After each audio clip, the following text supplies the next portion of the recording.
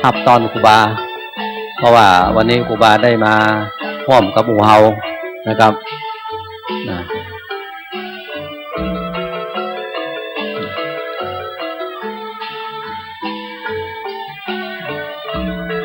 ครูบาน้อยจากอำเภอสารปีนะครับมาไหว้ศาลนะครับกลับไปไหว้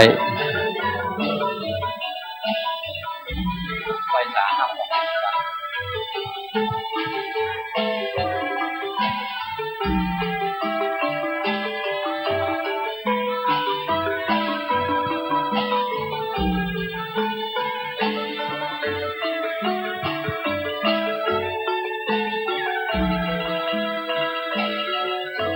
ครับได้มากินมาทานด้วยกันนะครับเนาะ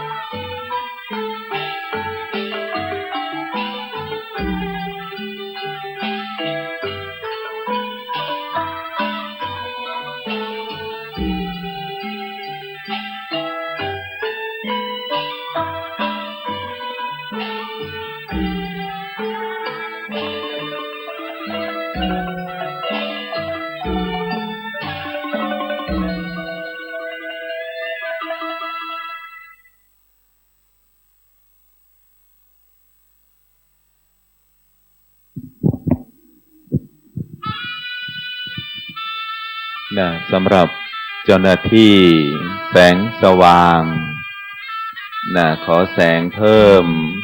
ทั้งหมดเลยในบริเวณงานเจ้าหน้าที่ส่องแสงสว่างช่วยอนุเคราะห์ในเรื่องของแสงสว่างบริเวณมณฑลพิธี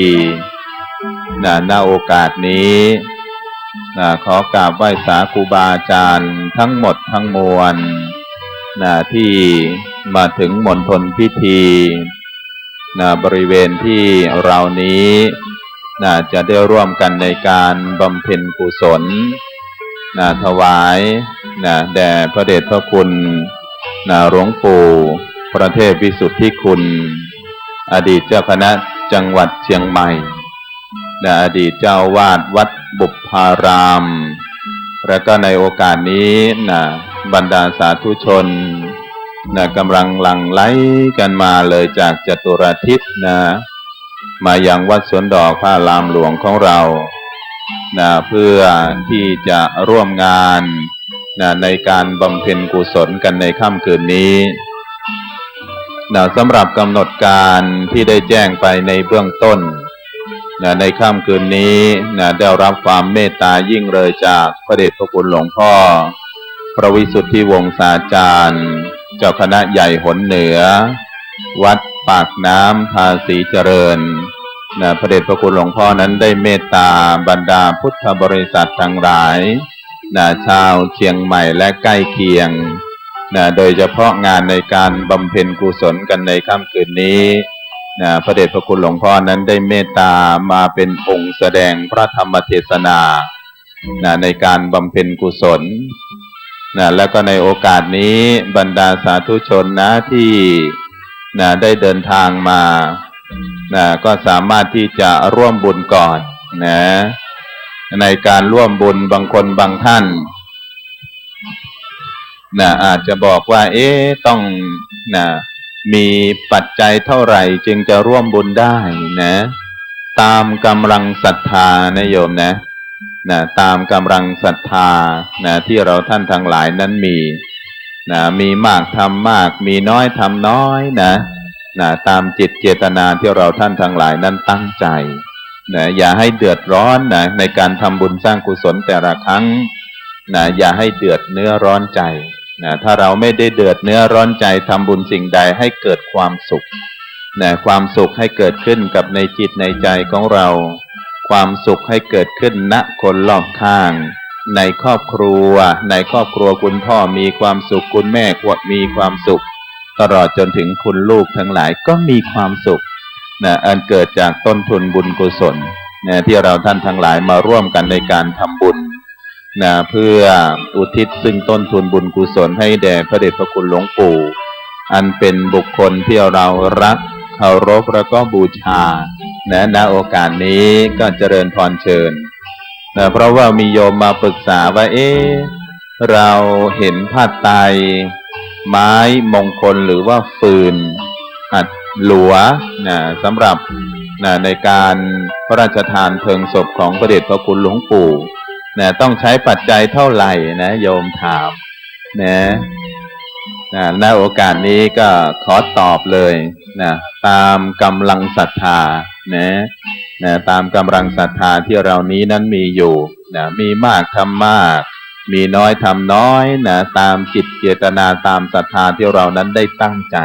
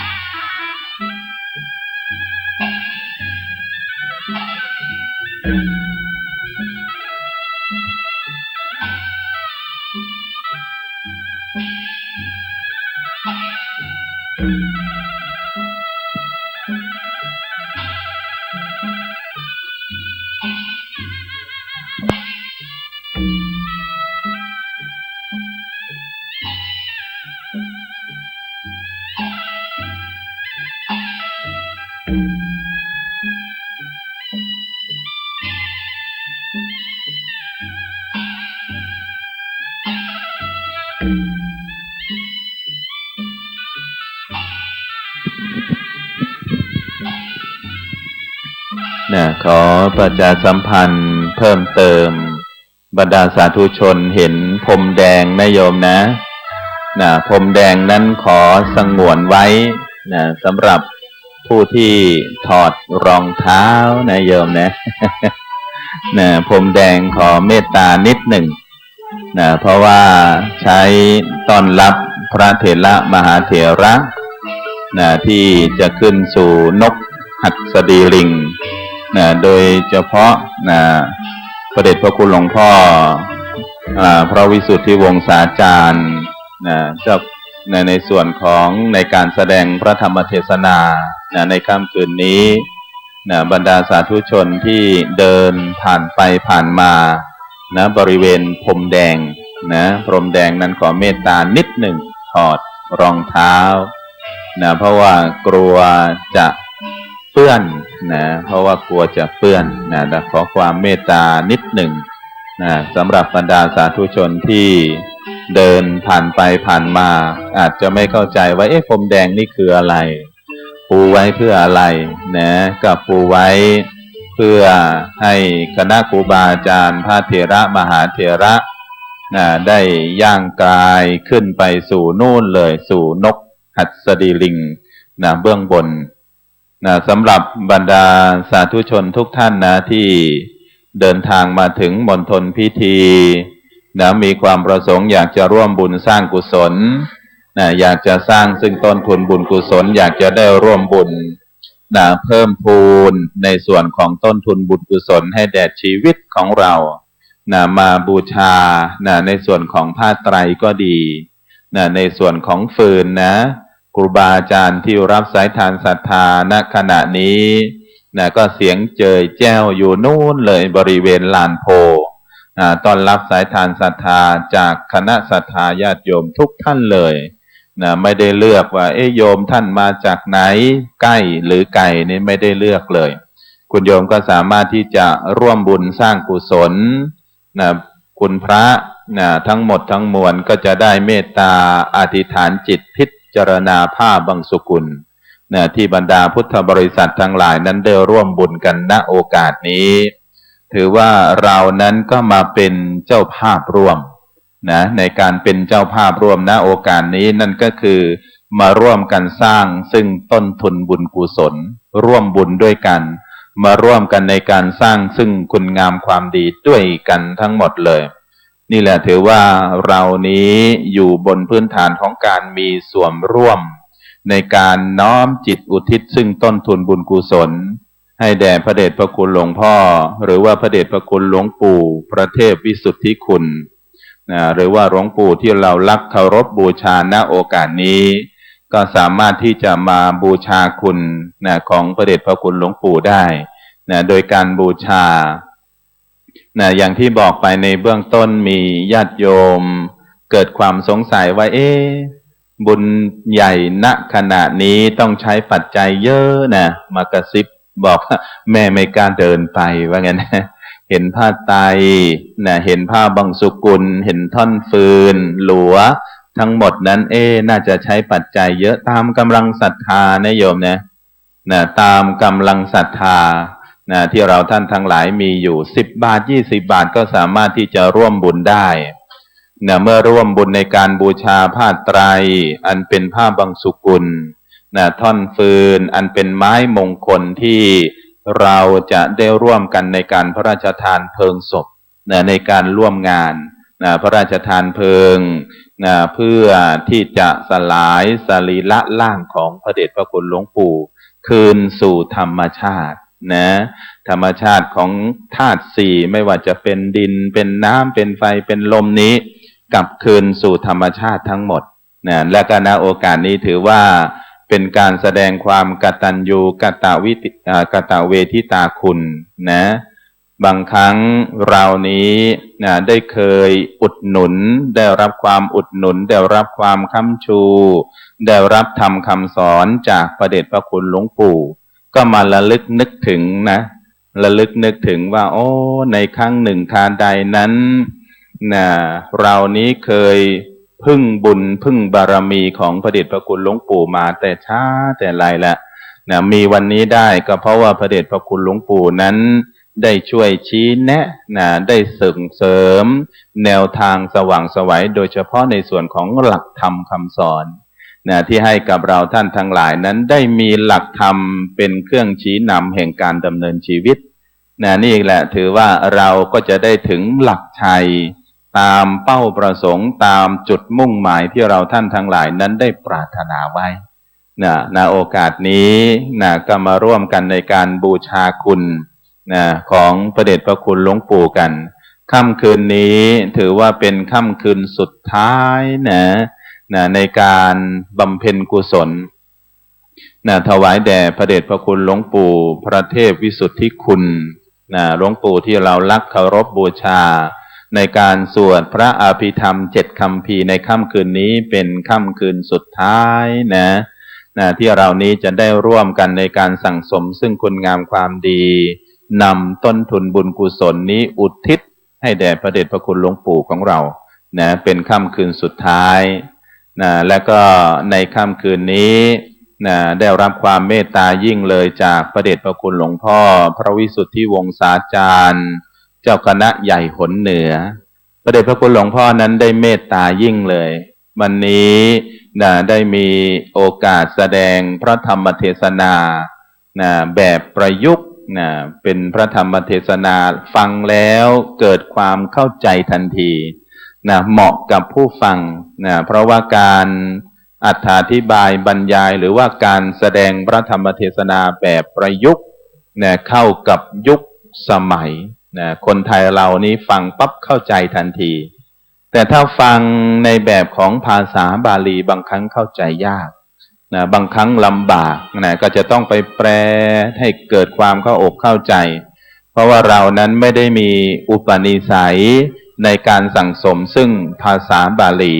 ก็ฟังในแบบฉบับของภาษาไทยแบบประยุกต์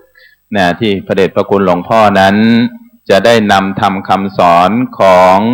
องค์สมเด็จพระชินสีห์พระบรมศาสดาสัมมาสัมพุทธเจ้ามาให้กับเราอันซึ่งเป็นศิษยานุศิษย์ทั้งหมดนี้ได้รับฟังธรรมคำสอนโดยความพร้อมเพรียงกันในกำหนดการเบื้องต้นนั้นก็ตั้งแต่ในเวลา 19:30 นาทีโดยประมาณใน 19:30 นาทีคณะสงฆ์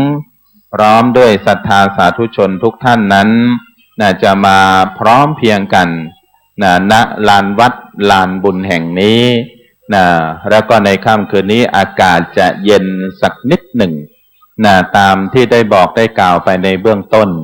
เพราะว่าในคืนแรกที่พระเดชพระคุณหลวงพ่อพระพรหมเสนาบดีเจ้าคณะภาค7นั้นได้เมตตามาแสดงพระธรรมเทศนานั้นเริ่มตั้งแต่ในเวลา20:00 น20:00 นโดยความที่มีอายุบางครั้งน้ำค้างที่ตกจากท้องฟ้าก็อาจมีผลกับสุขภาพของครูบาอาจารย์ได้แล้วก็ในวันนี้เองหรือว่าตั้งแต่ในวันที่26มาเมื่อวานนี้พระเดชพระคุณหลวงพ่อพระมหาโพธิวงศาจารย์นั้นก็ได้มาเมตตาบรรดาพุทธบริษัททั้งหลายนั้นได้แสดงพระธรรมเทศนาหนึ่งกันตั้งแต่ในเวลา 19:30 นาทีโดยประมาณและก็ในค่ำคืนนี้ก็เช่นกัน19:30 นาทีเราก็จะได้ร่วมกันในการรับฟังพระธรรมเทศนาจากพระเดชพระคุณหลวงพ่อพระวิสุทธิวงศาจารย์ดังนั้นในการฟังพระธรรมเทศนาในทุกครั้งฟังธรรมนี้มีความสำคัญมากเราหรือว่าตัวเรานี้ต้องเปรียบเสมือนภาชนะที่ว่างแต่ถ้าตราบใดคาใดว่าเรานี่เป็นภาชนะที่เต็มเปี่ยมบริบูรณ์ถามว่าจะนำภาชนะที่ไหนนั้นมาใส่พระธรรมคำสอนแต่ถ้าหากว่ามากันวันลานวัดลานบุญแห่งนี้มาด้วยความตั้งใจที่จะรับพระธรรมคำสอนขององค์พระบรมครูผ่านศิษยานุศิษย์หรือว่าผ่านสาวกนั่นก็คือพระเดชพระคุณหลวงพ่อพระวิสุทธิวงศาจารย์เจ้าคณะใหญ่หนเหนือนั้นได้ประดิษฐ์ประดอยร้อยเรียงถ้อยคำหรือว่าเป็นหลักธรรมคำสอนนั้น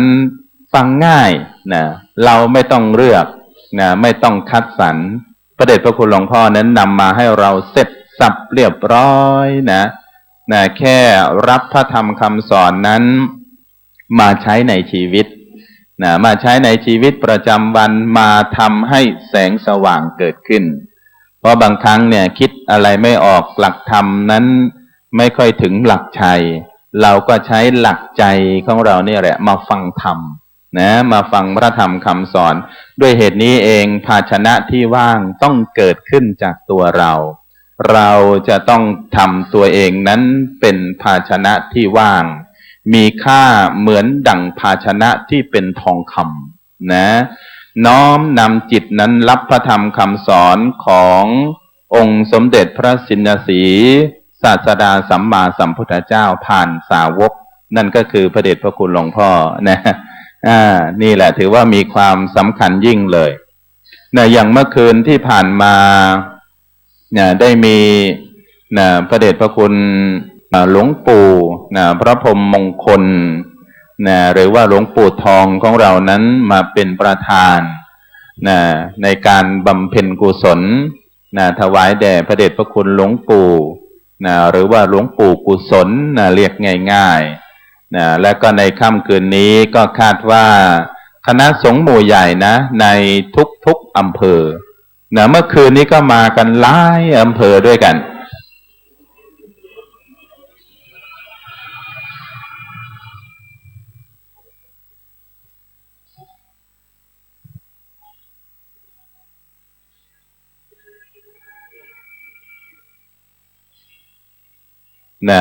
มากันอย่างเนืองแน่นเลยมากันอย่างเยอะแยะมากมายก็ถือว่าเป็นที่ปราบปลื้มปีติที่เรานี้ได้ขึ้นชื่อว่าเป็นศิษยานุศิษย์ของพระเดชพระคุณหลวงปู่ก็มาร่วมกันในการบำเพ็ญกุศล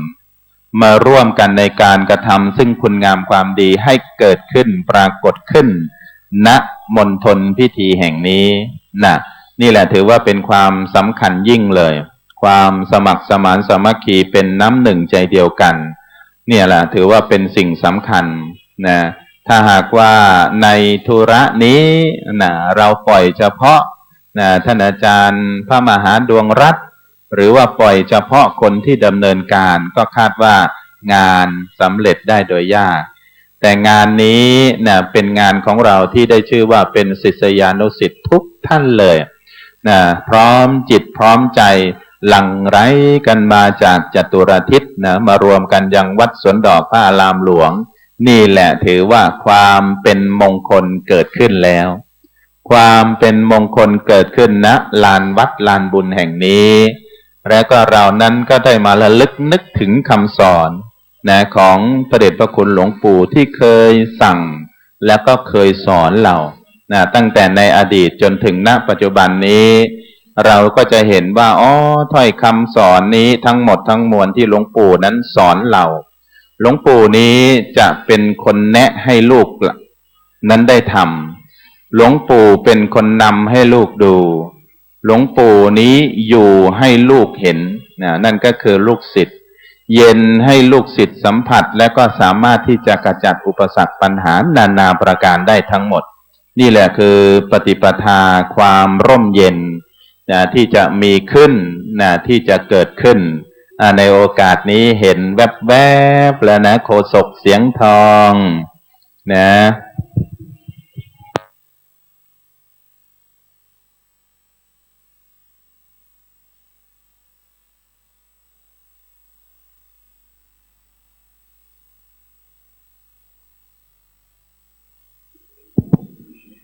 เห็นท่านโฆษกท่านอาจารย์ณัฐพลลึกสิงแก้วแวะมาทางนี้ก่อนท่านอาจารย์ในโอกาสนี้ก็จะมอบไมค์ให้กับโฆษกเสียงทองโฆษกประจำงานของเรา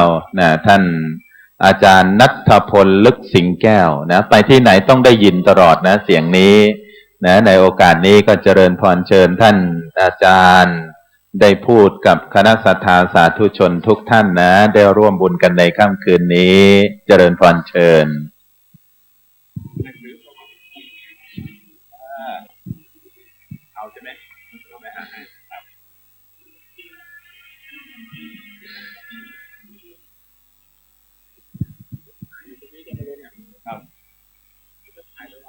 ครับขอบพระคุณนะครับท่านพระครูประหลัดดร.ณัฐพลจันทิโกนะครับวัดสวนดอกพระอารามหลวงจังหวัดเชียงใหม่มจร.วิทยาเขตเชียงใหม่นะครับร่วมถวายคณะสงฆ์หนเหนือคณะสงฆ์ภาค7คณะสงฆ์จังหวัดเชียงใหม่ในการเป็นฝ่ายพิธีกรรมพิธีการงานบุญยิ่งใหญ่ครั้งนี้ไว้ณที่นี้ด้วยนะครับสำหรับพ่อแม่พี่น้องนะครับท่านสาธุชนนักศิลป์นักบุญทุกคนทุกท่านนะครับสำหรับในค่ำคืนวันนี้เป็นคืนวันศุกร์ที่27เดือนมกราคม2560เนาะเป็นคืนสุดท้ายนะครับ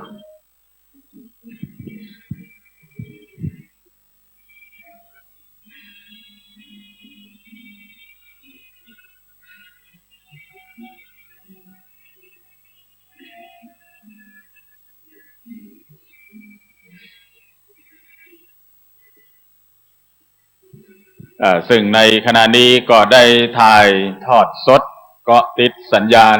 เครือข่ายนะครับแม่ข่ายในการถ่ายทอดสดนะครับสถานีวิทยุและโทรทัศน์ดาวเทียมของคณะสงฆ์หนเหนือวัดฝ่ายหินมหาวิทยาลัยเชียงใหม่นะครับได้เป็นแม่ข่ายในการถ่ายทอดสดในครั้งนี้และก็เกาะติดสัญญาณเครือข่ายวิทยุคลื่นเสียงพระพุทธศาสนาสังคมวัฒนธรรมจริยธรรม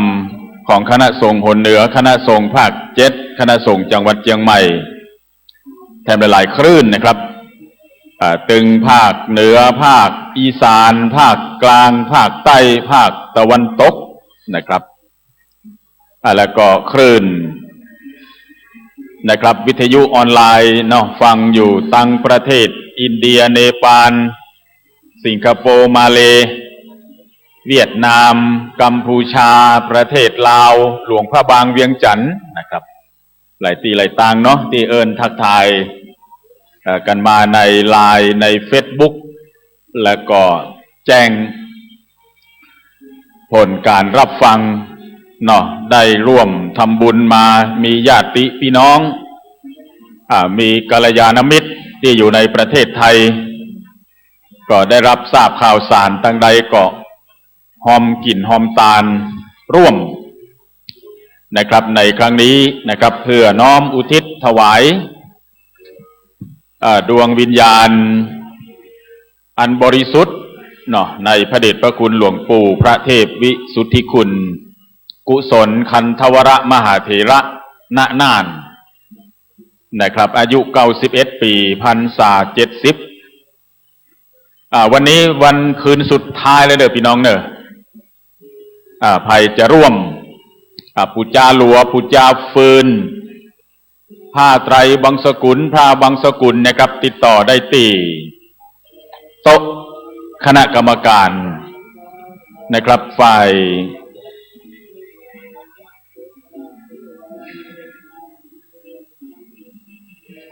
คณะกรรมการฮือเจ้าปูจาผ้าบังสกุลและฟืนนี่แหละครับเนาะซึ่งเป็นฮีทอยปืนบานล้านนาเฮานะครับคณะกรรมการที่ฮือเจ้าปูจาผ้าบังสกุลและฟืนก็มีคุณแม่สมศรีฟองคำนะครับศรัทธาวัดบุพารามเป็นประธานกรรมการเนาะขอประกาศอนุโมทนาออกอากาศวิทยุไปทั่วโลกหน่อยหนึ่งเนอะอาจารย์ธีรพัฒน์แสงสีนะครับครูศูนย์กศน.ตำบลช้างคลานรองประธานกรรมการนางพรพิมลเจือคำจันทร์ศรัทธาวัดบุพารามถนนตาแปรกรรมการนางสาวดาวทิพย์กันทมาลากรรมการวัดบุพารามเป็นกรรมการ นางสาวจิตราแซ่เจียศรัทธาวัดบุพารามกรรมการ นางลำพุนคำพิระศรัทธาวัดบุพารามกรรมการ นักเรียนศูนย์กศน.ตำบลช้างคลานที่ได้รับมอบหมายเป็นกรรมการ และก็มีอาจารย์นิรมนแสงสีครับครูโรงเรียนวัดป่าแดดเป็นกรรมการและเลขานุการ อันนี้ก็มีหน้าที่คือเจ้าปู่จาผ้าบางสุกุลฟืนและก็ดูแลรับผิดชอบนะครับที่วางผ้าบางสุกุลและฟืนบริเวณหน้าปราสาทนกหัสดีลิงและก็บริเวณพระสงฆ์บางสุกุลนะครับพร้อมทางรวบรวมปัจจัยจากการเจ้าปู่จาส่งคณะกรรมการเฮลันยิกคณะกรรมการแผนกเฮลันยิกขอประกาศอนุโมทนาบุญกับทุกท่านทุกรูปนะครับเนี่ยมีท่านอาจารย์พระมหาดวงรัตน์ธิตารัตโนปรริยนธรรม9ประโยคอาจารย์ประจำมจร.วิทยาเขตเชียงใหม่เจ้าอาวาสวัดบุพารามถนนต้าแปองค์ปัจจุบันเป็นประธานกรรมการพระครูบดีกาชัดชัยธรรมปัญโยวัดบุพารามเป็นกรรมการผู้ช่วยศาสตราจารย์ดร.วิโรจน์อินทนนท์คณะมนุษยศาสตร์มหาวิทยาลัยเชียงใหม่วยาวัจกรวัดบุพาราม1 ในศิษย์หลวงปู่นะครับเนาะเป็นกรรมการนายนนท์หิรัญเชษฐ์กรรมการวัดบุพารามเป็นกรรมการท่านที่5อาจารย์ประดิษฐ์ปัญญาจีนกรรมการวัดบุพารามอาจารย์ประจำมจร.วิทยาเขตเชียงใหม่เป็นกรรมการและเลขานุการนะครับอันนี้ก็มีหน้าที่ในการจัดงบประมาณการใช้จ่ายสำรองรายจ่ายที่จะใช้ในงานแล้วก็กำกับควบคุมรายจ่ายจัดทำบัญชีและก็สรุปบัญชีรายรับรายจ่ายรวมทั้งออกใบอนุโมทนาบัตรแก่ผู้มีจิตศรัทธาบริจาคร่วมบำเพ็ญบุญกุศลประสานงานกับฝ่ายต่างๆที่เกี่ยวข้องและก็คณะกรรมการแผนกรับบริจาคนะครับขอประกาศอนุโมทนาประกอบไปด้วยพระมหาจุมพลศรีหพโรปรริยนธรรม9ประโยควัดบุพารามถนนต้าแปเป็นประธานกรรมการพระครูปรัตน์เกรียงไกรธีระปัญโยวัดบุพารามรองประธานกรรมการผู้ช่วยศาสตราจารย์ชลิดานิภารักษ์กรรมการวัดบุพารามรองประธานกรรมการนางบุญทองวาริศกรรมการวัดบุพารามเป็นกรรมการอาจารย์จิตเทพปิ่นแก้วอาจารย์ประจำมจร.วิทยาเขตเชียงใหม่กรรมการวัดบุพารามเป็นกรรมการนางสาวรัชนีกรคำพีระคณะศรัทธาวัดบุพารามเป็นกรรมการผู้ช่วยศาสตราจารย์ทันตแพทย์หญิงมลิกาสุกเกษมกรรมการวัดบุพารามเป็นกรรมการผู้ช่วยศาสตราจารย์มณฑลโครงกระจ่างศิษย์พระเดชพระคุณหลวงปู่พระเทพวิสุทธิคุณเป็นกรรมการอาจารย์ประดิษฐ์ปัญญาจีนกรรมการวัดบุพารามเป็นกรรมการและเลขานุการนะครับมีหน้าที่รับบริจาคจากผู้มีจิตศรัทธาที่มาร่วมทำบุญกุศลทำบัญชีรายรับและก็รายจ่ายรวบรวมส่งแผนกเฮลันยิกเพื่อรวบรวมเป็นบัญชีงานทั้งหมดนะครับคณะกรรมการรับเครื่องทยถวงอาจารย์ประจำมจร.วิทยาเขตเชียงใหม่เป็นประธานกรรมการพระมหาเรวัตเรวโตรองเจ้าอาวาสวัดหมื่นล้านเป็นรองประธานกรรมการพระครูบดีกาสุชาติ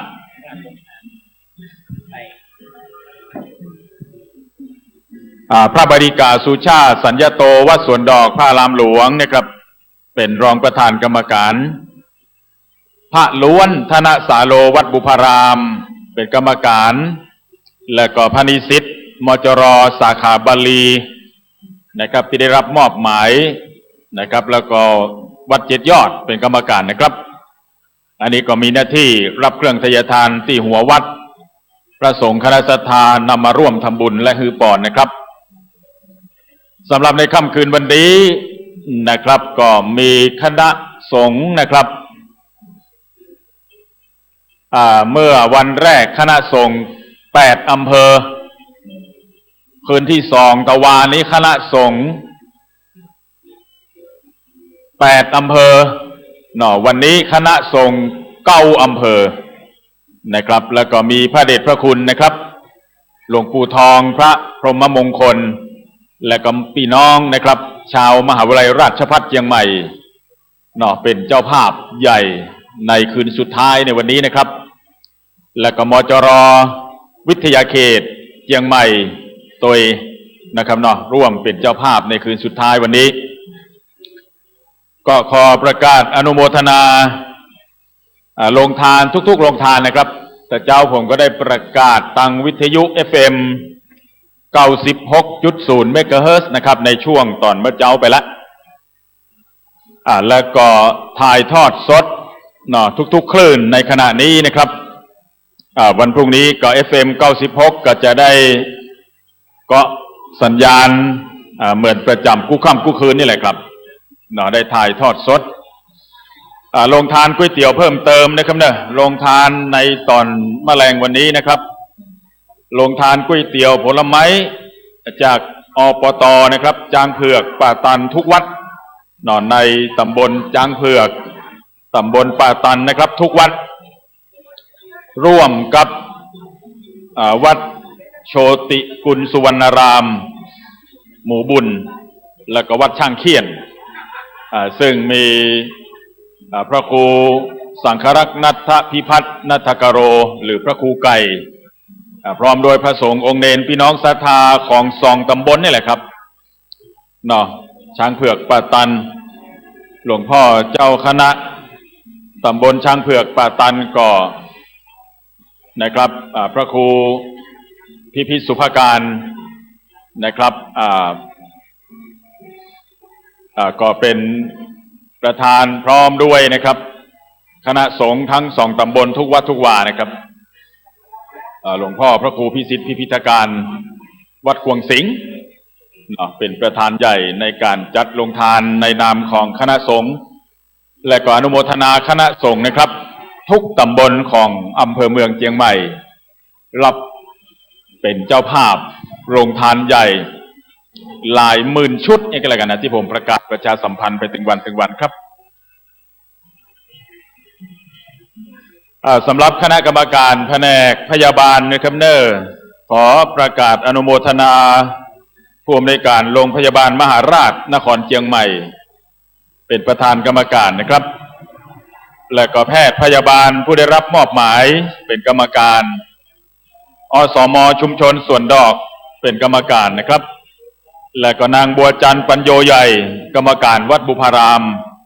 กรรมการและเลขานุการครับมีหน้าที่ดูแล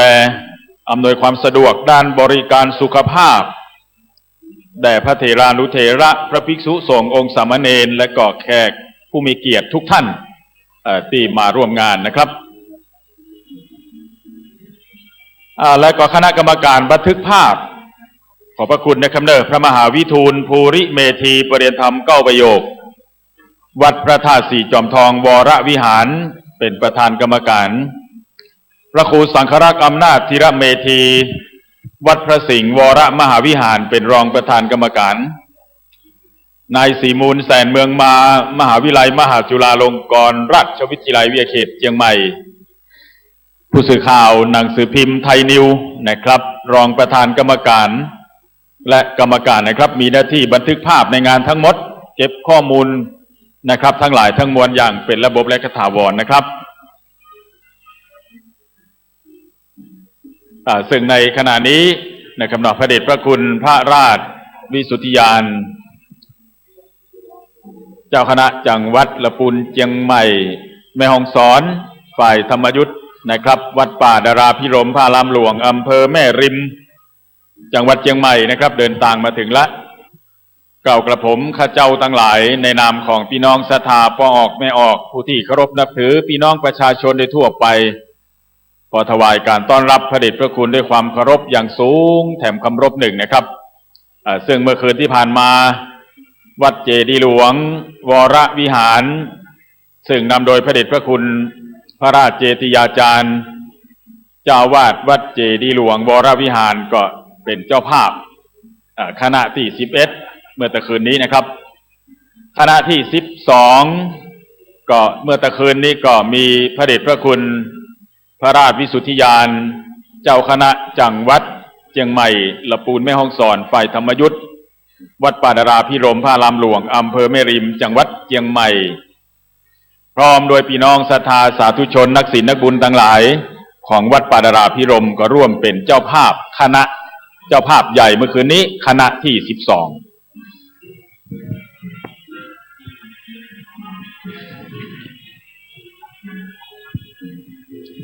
สำหรับคณะกรรมการนะครับฝ่ายจราจร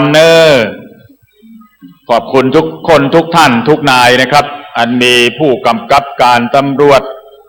นะครับผู้กำกับการกลุ่มงานจราจรตำรวจภูธรจังหวัดเชียงใหม่นะครับเป็นประธานกรรมการสารวัตรกลุ่มงานจราจรตำรวจภูธรจังหวัดเชียงใหม่เป็นรองประธานกรรมการตำรวจอาสาชุมชนสวนดอกเป็นกรรมการตำรวจอาสาชุมชนช่างคล้องเป็นกรรมการนะครับแล้วก็จัดระบบการจราจรในการเคลื่อนขบวนศพจากวัดภูพารามไปยังวัดสวนดอกพระรามหลวงที่นี่นะครับแล้วก็ดูแลบริเวณงานและสถานที่ใกล้เคียงบอกว่าจะเป็นคณะทันตแพทย์คณะเภสัชศาสตร์มหาวิทยาลัยเชียงใหม่โรงพยาบาลประสาทจังหวัดเชียงใหม่โรงเรียนวัดสวนดอกจังหวัดเชียงใหม่เป็นต้นนะครับแล้วก็บริเวณวัดสวนดอกนี้ทั้งหมดนะครับอำนวยความสะดวกในการจอดรถนะครับในการจัดเตรียมสถานที่ไว้จอดรถแก่ผู้ทรงเกียรติผู้มีเกียรติที่มาร่วมงานและรักษาความปลอดภัยตลอดจนความสงบเรียบร้อยเกี่ยวกับทรัพย์สินเงินทองต่างๆโดยวางแผนร่วมกับเจ้าหน้าที่ผู้เกี่ยวข้องในการรักษาความสงบเรียบร้อยและอำนวยความสะดวกในด้านการจราจรเพราะฉะนั้นก็จะมีเจ้าหน้าที่ตำรวจนะครับและก็ตำรวจอาสาตำรวจอาสาชุมชนต่างๆทั้งในเครื่องแบบและก็นอกเครื่องแบบ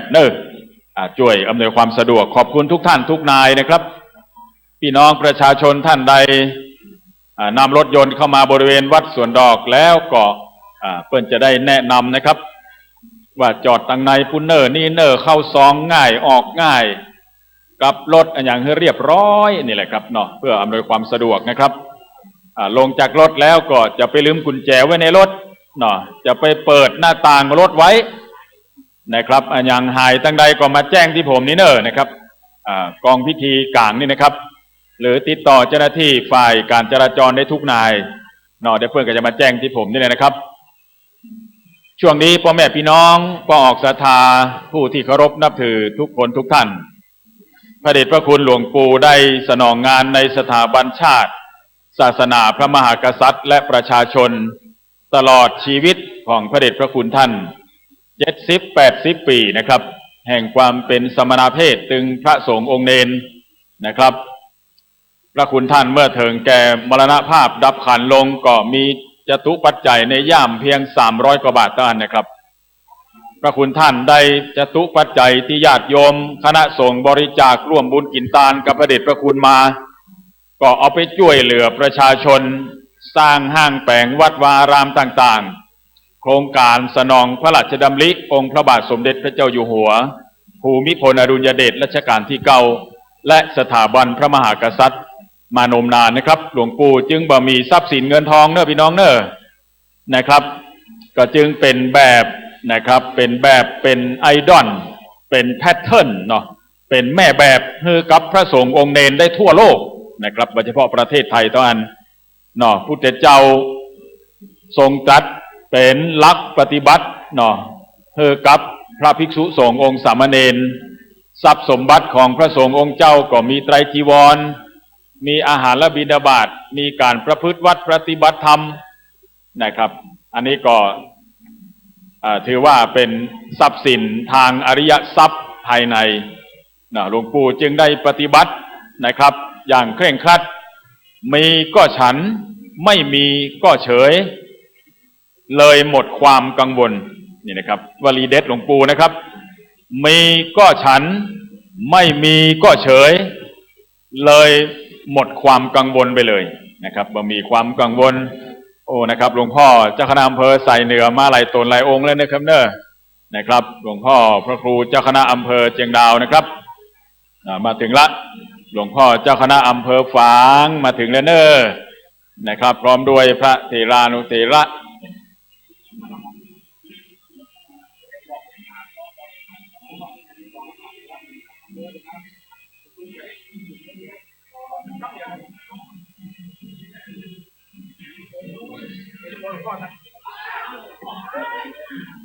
หลวงพ่อ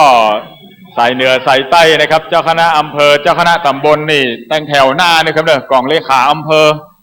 ที่เป็นเจ้าภาพในค่ำคืนวันนี้9อำเภอหลวงพ่อครับเนาะเจ้าคณะอำเภอรองอำเภอเจ้าคณะตำบลรองตำบลเลขากองเลขานะครับอยู่ตั้งหน้านะครับคณะกรรมการจัดเก้าอี้ถวายพระเดชพระคุณนะครับกองเลขานุการจังหวัดเนาะถ้ามาถึงแล้วก็อาราธนาและก็เรียนเชิญมาที่มณฑลพิธีกำเนิดเพื่อจะได้จัดเตรียมการงานเนาะครับเนาะซึ่งงานก็เพิ่งเสร็จไปประมาณ5 โมงกว่าเกือบ6 โมงแล้วนะครับเนาะในตอนบ่ายวันนี้ตอนนี้ก็พระครูโสพลปริยัตินะครับกองเลขานุการจังหวัดมาแล้วนะครับ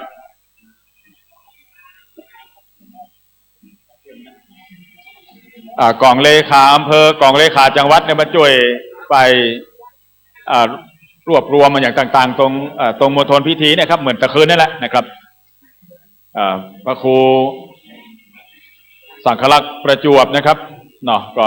เลขานุการดอยสะเก็ดมาถึงแล้วช่วยมาตรงนี้ครับหอมบุญหอมแหงเป็นฝ่ายพิธีการร่วมกันสวัสดีครับท่านครับทุกคนทุกท่านขณะนี้ก็ได้ถ่ายทอดสดไปทั่วโลกอยู่นะครับเด้อในหลายๆสถานีวิทยุกระผมณัฐพลลึกสิงแก้วจากมจร.เชียงใหม่นะครับฝ่ายพิธีกรรมพิธีการจังหวัดเชียงใหม่กรรมการสภาวัฒนธรรมจังหวัดเชียงใหม่นะครับเนาะขออนุญาตกราบนำเรียนต่อพ่อแม่พี่น้องประชาชนนักศีลนักบุญทั้งหลายที่รับฟังอยู่ทางบ้านต่างจองในขณะนี้นะครับก็คืนนี้เป็นคืนสุดท้ายแล้วพี่น้องเนอนะครับอำเภอรอบนอกหรือลำพูนเชียงใหม่ลำปางรับฟังอยู่ลำปางก็มาตันอยู่เนอพี่น้องเนอคืนนี้ถ้ามาจากลำปางเชียงไฮ้แป้น่านพะเยาเชียงไฮ้ก็คงมานอนที่เชียงใหม่แล้วนะครับแต่ถ้ามาตอนเช้าก็คงออกตี 4เนาะเพื่อจะได้เดินทางได้สะดวกตอนเช้าเย็นอากาศสบายๆนอนรับให้เต็มอิ่มนะครับก็เดินทางมาพรุ่งนี้ก็ได้นะครับเนอะเพราะฉะนั้นก็ในค่ำคืนวันนี้เป็นคืนสุดท้ายในนามของคณะสงฆ์หนเหนือคณะสงฆ์ภาค7คณะสงฆ์จังหวัดเชียงใหม่วัดสวนดอกพระรามหลวงวัดบุพารามถนนตาแปรพี่น้องประชาชนทางการบ้านเมืองในนามท่านผู้ว่าราชการจังหวัดเชียงใหม่นะครับเนอะท่านประวินชำนิประสาทผู้ว่าราชการจังหวัดเชียงใหม่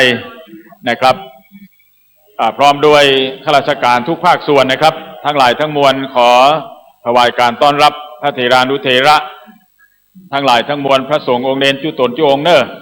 เจริญพรต้อนรับก็ออกไม่ออกพี่น้องศรัทธาผู้ทรงเกียรติทุกท่านด้วยความเคารพนับถือนะครับแล้วก็ในขณะนี้พระเดชพระคุณนะครับท่านเจ้าคุณพระภาวนาธรรมาภิรัตน์วัดลำเปิงตะโปธาราม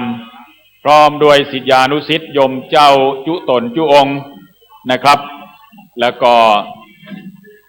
พี่น้องศรัทธาวัดลำเปิงตะโปธารามเนาะพระเดชพระคุณท่านเจ้าคุณพระภาวนาธรรมาภิรัตน์นะครับก็เป็นศิษย์เอกในพระเดชพระคุณหลวงปู่ทองนะครับวันคืนนี้เป็นเจ้าภาพ1 ใน 15คณะเจ้าภาพในคืนนี้นะครับเชิญชวนแขกผู้รักผู้ใหญ่ทั้งหลายทั้งมวลทุกคนทุกท่านเนอะ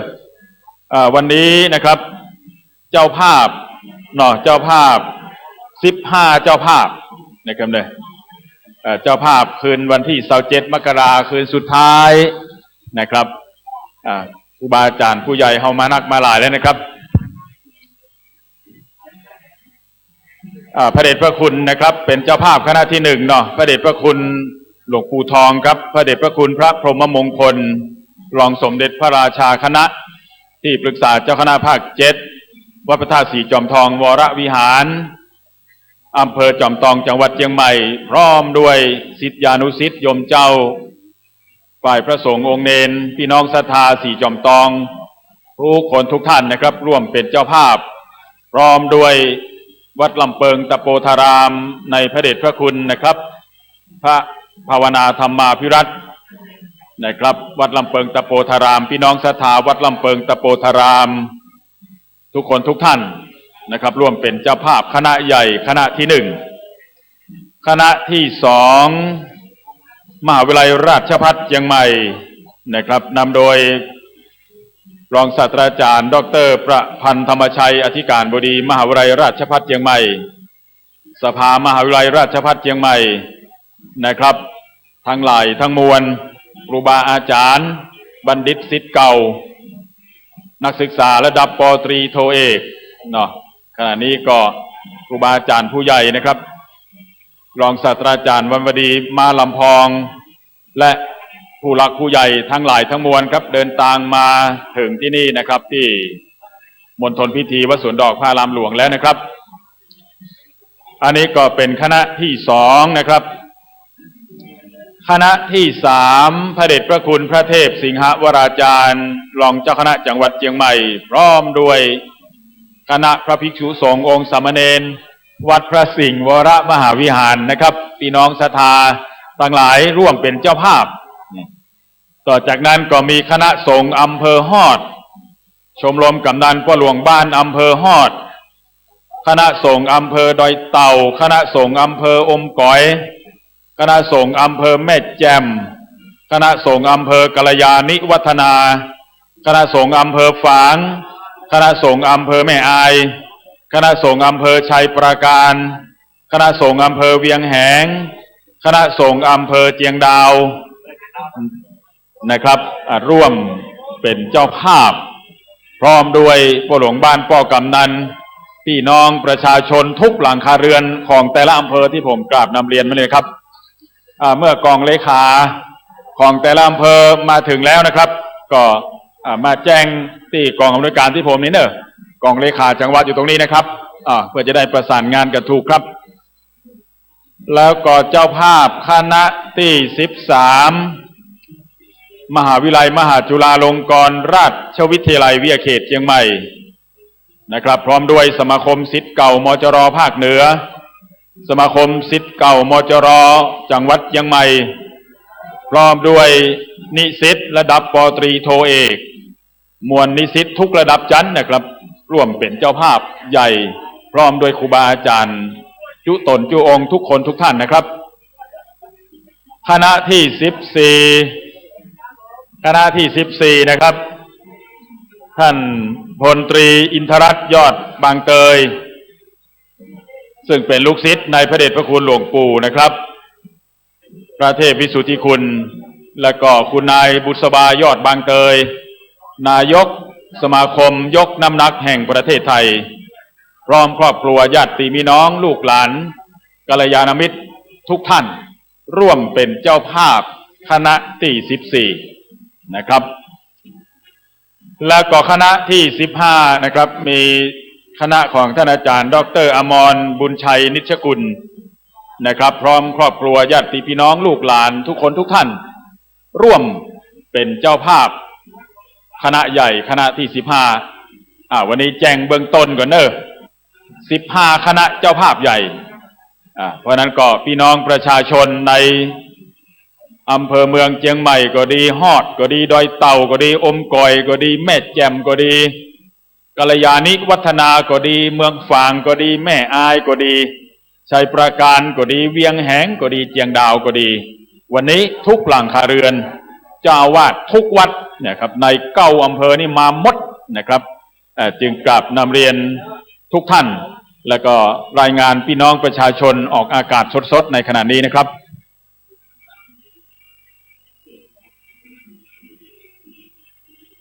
แล้วก็มีแถมคณะที่16เนาะในพระเดชพระคุณพระชยานันทมุนีผู้ช่วยศาสตราจารย์ดร.รองผู้อำนวยการวิไลสงฆ์เฉลิมพระเกียรตินะครับวิไลสงฆ์มจร.น่านนครน่าน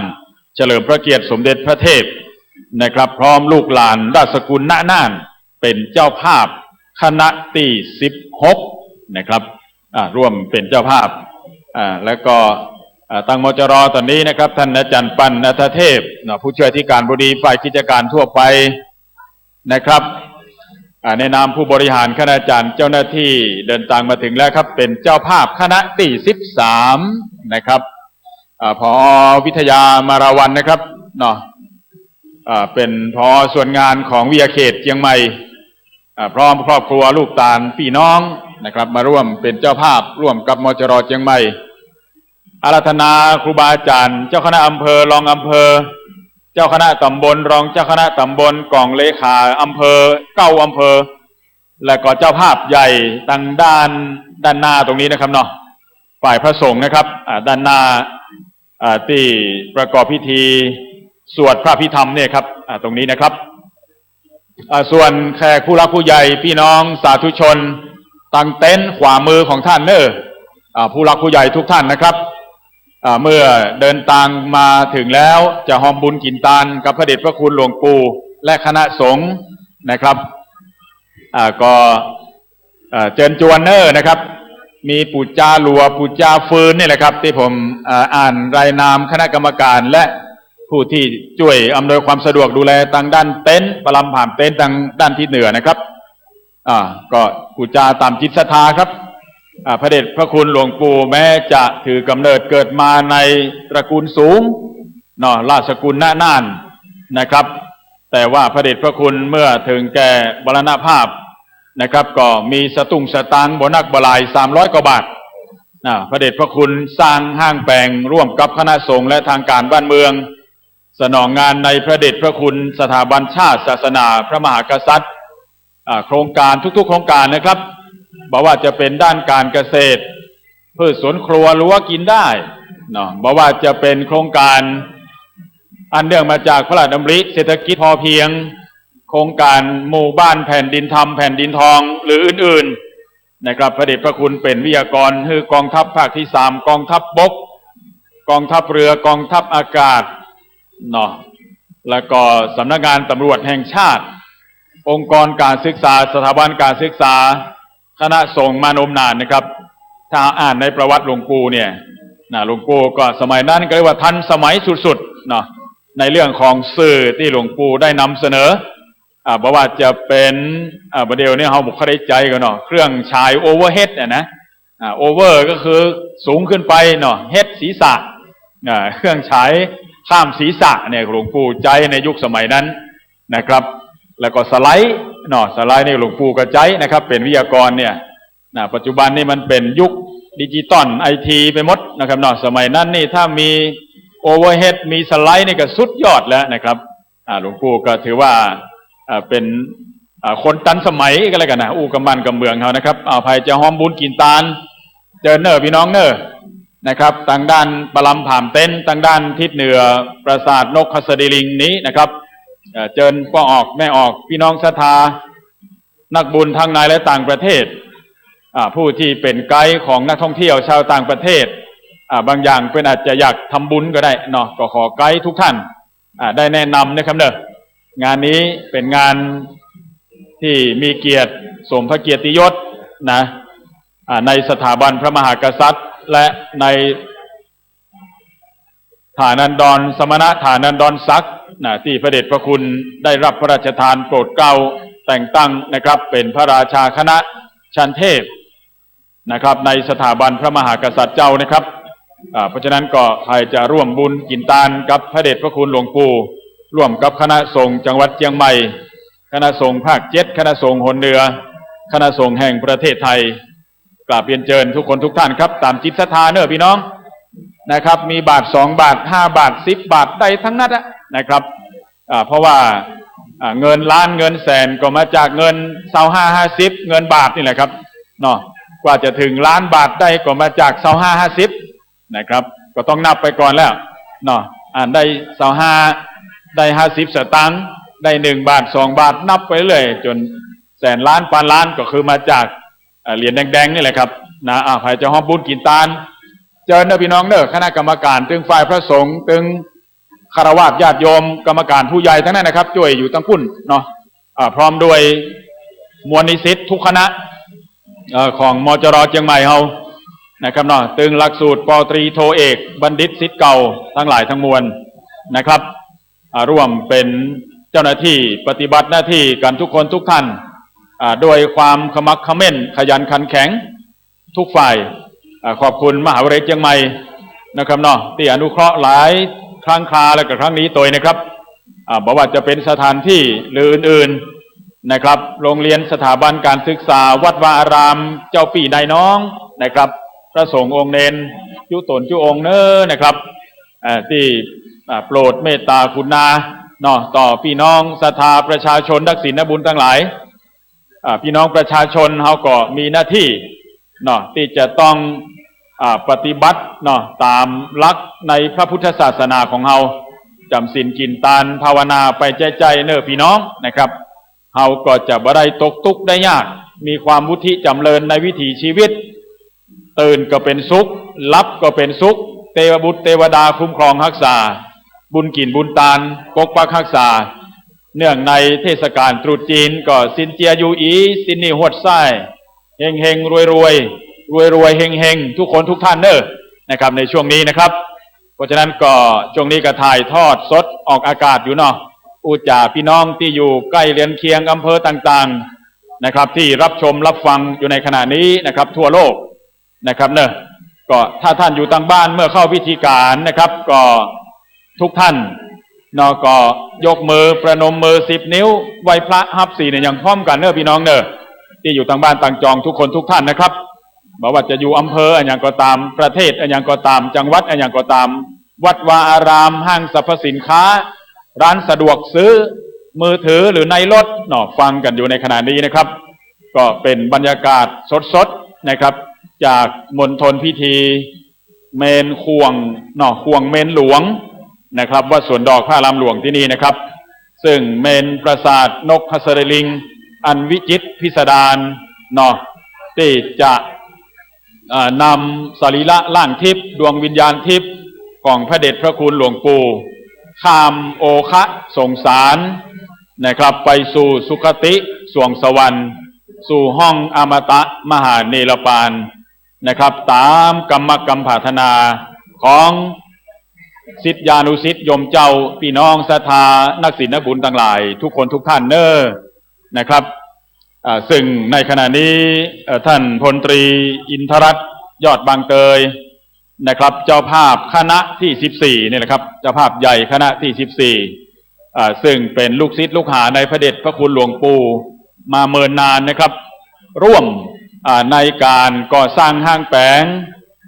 บ่เฉพาะวัดบุพารามด้านครับทั้งหลายทั้งมวลซึ่งเป็นคุณูปการประโยชน์แก่สถาบันชาติศาสนาพระมหากษัตริย์มานมนานนะครับเนาะวันนี้ท่านก็เป็นเจ้าภาพคณะที่14พลตรีอินทรัตน์ยอดบางเตยศิษย์เอกหลวงปู่ครับแล้วก็คุณนายบุษบายอดบางเตยนายกสมาคมยกน้ำหนักแห่งประเทศไทยพร้อมด้วยลูกหลานญาติพี่น้องกัลยาณมิตรทุกคนทุกท่านนะครับร่วมเป็นเจ้าภาพใหญ่คณะที่14นะครับท่านเดินทางมาถึงแล้วกระผมในนามของคณะกรรมการในนามพี่น้องศรัทธาทางการบ้านเมือง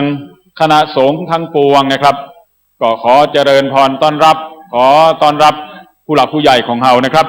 ท่านพลตรีอินทรัตน์ยอดบางเตยคุณนายบุษบายอดบางเตยนะครับเรื่องเป็นลูกศิษย์ลูกหาหลวงปู่และนายกสมาคมนะครับยกน้ำหนักแห่งประเทศไทยพร้อมคณะนะครับเนาะร่วมเป็นเจ้าภาพคณะที่14ในค่ำคืนวันนี้ท่านก็ได้ร่วมทำบุญให้หอมนะครับเป็นเจ้าภาพหลากหลายตั้งแต่พระเดชพระคุณหลวงปู่ยังมีชีวิตอยู่แล้วนะครับเนาะวันนี้ก็ถือว่าเกียรติอย่างสูงยิ่งณมณฑลพิธีแห่งนี้ด้วยน้อมรำลึกถึงนะครับ คุณงามความดีเมตตาบารมีธรรมในพระเดชพระคุณหลวงปู่มีก็ฉันไม่มีก็เฉยเลยหมดความกังวลเนาะหลวงปู่นะครับได้สู่สุคติสวงสวรรค์ทิพยวิมานสู่ห้องอมตะมหาเนรปานะครับแล้วก็คณะที่16นะครับเนาะแจ้งมาตอนนี้ก็มีพระเดชพระคุณนะครับพระชยานันทมุนีนะครับณน่านนะครับผู้อำนวยการรองผู้อำนวยการวิไลสงฆ์นครน่านเฉลิมพระเกียรติสมเด็จพระเทพรัตนราชสุดาสยามบรมราชกุมารีรองผู้อำนวยการวิไลสงฆ์นครน่านนะครับเจ้าอาวาสวัดพระธาตุแช่แห้งพระรามหลวงอำเภอภูเพียงจังหวัดน่านพร้อมโดยศิษยานุศิษย์โยมเจ้าและมจรนครน่านนะครับราชสกุลน่านเนาะร่วมเป็นเจ้าภาพในค่ำคืนวันนี้ผู้หลักผู้ใหญ่เฮาหลายคนหลายท่านตอนนี้มาถึงแล้วเน้อนะครับท่านอาจารย์วันลบนำวงพรหมนะครับเลขานุการมูลนิธิพระบรมธาตุเจ้าดอยสุเทพกรรมการสภาวัฒนธรรมจังหวัดเชียงใหม่ท่านพ่อครูปราโมทสมการนะครับประธานชมรมลูกเสือเจ้าบ้านอำเภอเมืองเชียงใหม่กรรมการมูลนิธิพระบรมธาตุเจ้าดอยสุเทพเดินทางมาถึงหลายคนหลายท่านที่ผมได้เอ่ยนามก็ดีไม่ได้เอ่ยนามก็ดีนะครับวันนี้นะครับก็ได้กราบอาราธนานะครับพระเดชพระคุณพระวิสุทธิวงศาจารย์เจ้าคณะใหญ่หนเหนือกรรมการมหาเถรสมาคมนะครับวัดปากน้ำภาษีเจริญกรุงเทพมหานครนะครับโปรดเมตตาแสดงพระธรรมเทศนาและก็พระสงฆ์จตุรวรรคจากวัดป่าดาราพิรมพระรามหลวงนะครับในเมตตาบารมีธรรมพระเดชพระคุณพระราชวิสุทธิญาณนะครับเจ้าคณะจังหวัดเชียงใหม่และปูนแม่ฮ่องสอนฝ่ายธรรมยุทธ์นะครับโปรดเมตตานะครับท่านพระครูดร.ครูบาอาจารย์เฮาครับพระครูดร.พระครูประวิตรวรานุยุทธ์นะครับเนาะผู้ช่วยที่การบดีฝ่ายบริหารผู้ช่วยเจ้าอาวาสพระรามหลวงวัดสวนดอกพระรามหลวงพร้อมด้วยพระสงฆ์องค์เนรนะครับเนาะก็อำนวยความสะดวกดูแลทั้งหลายทั้งมวลเป็นประจำทุกค่ำทุกคืนนะครับเนาะตั้งที่วัดบุพารามและที่นี่คืนนี้ก็มจร.วิทยาเขตเชียงใหม่เฮานะครับครูบาอาจารย์ผู้บริหารนิสิตปตรีโทเอกสมาคมศิษย์เก่ามจร.ภาคเหนือเป็นเจ้าภาพคณะที่13นะครับแล้วก็มวลนิสิตมจร.ลูกหลานนะครับตึงบรรพชิตและคฤหัสถ์ชายหญิงก็ช่วยกันทุกๆคณะครับคณะมนุษยศาสตร์คณะพุทธศาสตร์นะครับคณะมนุษยศาสตร์คณะพุทธศาสตร์คณะสังคมศาสตร์คณะครุศาสตร์ช่วยกันแต่งดาหน่อถวายอำนวยความสะดวกพระเถรานุเถระบริการข้าวปลาอาหารน้ำทั้งหลายทั้งมวลเนี่ยครับเนาะน้ำชากาแฟก็เปิ่งลูกหลานเฮาที่มีพละกำลังครับช่วยบริการเอาบุญกุศลสมปานร่วมกันกับคณะสงฆ์โดยภาพรวมนะครับเด้อสำหรับในค่ำคืนวันนี้นะครับเจ้าภาพ16คณะนะครับเนาะแจ้งเพิ่มเติมนะครับเพื่อพี่น้องประชาชนที่รับฟังอยู่ต่างบ้านต่างจองจะได้รับทราบอนุโมทนาบุญร่วมกันพี่น้องประชาชนที่เดินทางมาถึงที่นี่แล้วก็ขอเชิญชวนผู้จ้าหลัวผู้จ้าฟืนแล้วก็ผ้าบางสกุลผ้าไตรบางสกุลนะครับหอมจตุปัจจัยคนละเล็กละน้อย5 บาท10 บาท20 บาทบ่ว่ากันเด้อพี่น้องนะครับเนาะบุญกินบุญตานแต้ๆแล้วนะครับได้ร่วมทำบุญกินตานกับพระเดชพระคุณหลวงปู่พระเทพวิสุทธิคุณกุศลคันธวรมหาเถระนะครับอดีตเจ้าคณะจังหวัดเชียงใหม่อดีตที่ปรึกษาเจ้าคณะจังหวัดเชียงใหม่นะครับในครั้งนี้ขอบคุณเจ้าหน้าที่ครูบาอาจารย์ทุกฝักฝ่ายทุกสำนักงานเนอะสำนักงานพุทธศาสนาจังหวัดเชียงใหม่นะครับอันมีผอ.ประพันธ์คำจ้อยนะครับผู้อำนวยการสำนักงานพุทธศาสนาจังหวัดเชียงใหม่พร้อมด้วยครูบาอาจารย์เจ้าหน้าที่ทุกท่านทุกนายนะครับช่วยกันเป็นประจำความคู่คืนนะครับอาจารย์ช่วงนี้ขออนุโมทนานะครับคุณณรงค์ศักดิ์ชัยศรีพร้อมครอบครัวญาติพี่น้องนะครับร่วมทำบุญ100,000 บาทนะครับคณะกรรมการคณะสงฆ์คณะกรรมการได้รับขออนุโมทนาบุญกินบุญตานกับคุณณรงค์ศักดิ์ชัยศรีพร้อมด้วยครอบครัวร่วมทำบุญ100,000 บาทนะครับบุญกินบุญตานอย่างนี้นะครับก็จะได้ปกปักรักษา ท่านณรงค์ศักดิ์ชัยศรีและครอบครัวอยู่เย็นเป็นสุขมีโจกมีใจนะครับหิมากาคืนปราศจากโลคาพาธภัยพิบัติพยันตรายทั้งหลายทั้งมวลนะครับตลอดปีตลอดไปและก็เนื่องในช่วงนี้ก็เป็นเทศกาลวันตรุษจีนนะครับเนาะสินเจียยูอีสินนี่หวดไส้เนาะรวยเฮงเฮงรวยเฮงทุกคนทุกท่านนะครับและในขณะนี้พระเดชพระคุณนะครับหลวงปู่ทองนะครับพระเดชพระคุณพระพรหมมงคลรองสมเด็จพระราชาคณะที่ปรึกษาเจ้าคณะภาค7ประธานพระวิปัสสนาจารย์แห่งประเทศไทยประธานโครงการขับเคลื่อนหมู่บ้านรักษาศีล5คณะสงฆ์หนเหนือนะครับโปรดเมตตามาเป็นเจ้าภาพคณะที่1เนาะเดินทางมาถึงแล้วนะครับเก่ากระผมนะครับในนามของคณะศิษยานุศิษย์ยมเจ้าคณะสงฆ์ทั้งปวงขอถวายการต้อนรับพระเดชพระคุณหลวงปู่และคณะด้วยความเคารพอย่างสูงนะครับซึ่งเจ้าภาพนะครับในนามหลวงปู่ก็มีพระเดชพระคุณพระภาวนาธรรมาภิรัตน์วัดลำเปิงตะโปธารามศิษย์เอกหลวงปู่ทองพระเดชพระคุณพระศรีศิลปาจารย์พระเดชพระคุณพระสุวรรณเมธีรองเจ้าคณะอำเภอจอมตองวัดพระธาตุสีจอมตองนักเตะ100 เสียงนี่นะครับร่วมนะครับเป็นเจ้าภาพคณะใหญ่พร้อมด้วยศิษยานุศิษย์โยมเจ้านะครับแล้วก็ในขณะนี้นะครับฝ่ายพิธีกรรมพิธีการร่วมด้วยช่วยกันหลายฝักฝ่ายอูจาออกอากาศเป็นประจำกุวันอย่างหนึ่งในนั้นก็มีท่านพระอาจารย์ดร.พระครูธีระสุตพจน์วัดผาลาดตำบลสุเทพเวียงเชียงใหม่ผู้อำนวยการสำนักงานวิทยาเขตเชียงใหม่มจร.เชียงใหม่แต่เจ้าก็ฟังรายการของพระคุณท่านอยู่ช่วยอูจางานคณะสงฆ์ทั้งหลายทั้งมวลนะครับเนาะท่านเดินทางมาถึงแล้วพร้อมพี่น้องศรัทธาวัดผาลาดวัดหัวควงนะครับมาร่วมบุญกินตาลณที่นี่นะครับแล้วก็ในนามคณะศิษยานุศิษย์ทั้งหลายทั้งมวลนะครับขณะนี้พระเถรานุเถระทั้งหลายทั้งมวลเดินทางมาถึงแล้วเกล้ากระผมข้าเจ้านะครับขอถวายการต้อนรับพระเดชพระคุณพระเดชพระคุณพระราชโพธิวรคุณนะครับเจ้าคณะอำเภอดอยสะเก็ดวัดพระธาตุดอยสะเก็ดพระรามหลวงจังหวัดเชียงใหม่ศิษย์เอกหลวงปู่แถมตนแถมองค์1นะครับเดินทางมาถึงแล้ว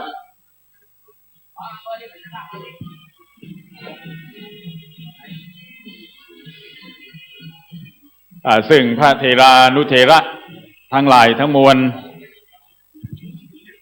แล้วก็ในวันนี้นะครับเนาะคณะผู้บริหารคณะแพทยศาสตร์มหาวิทยาลัยเชียงใหม่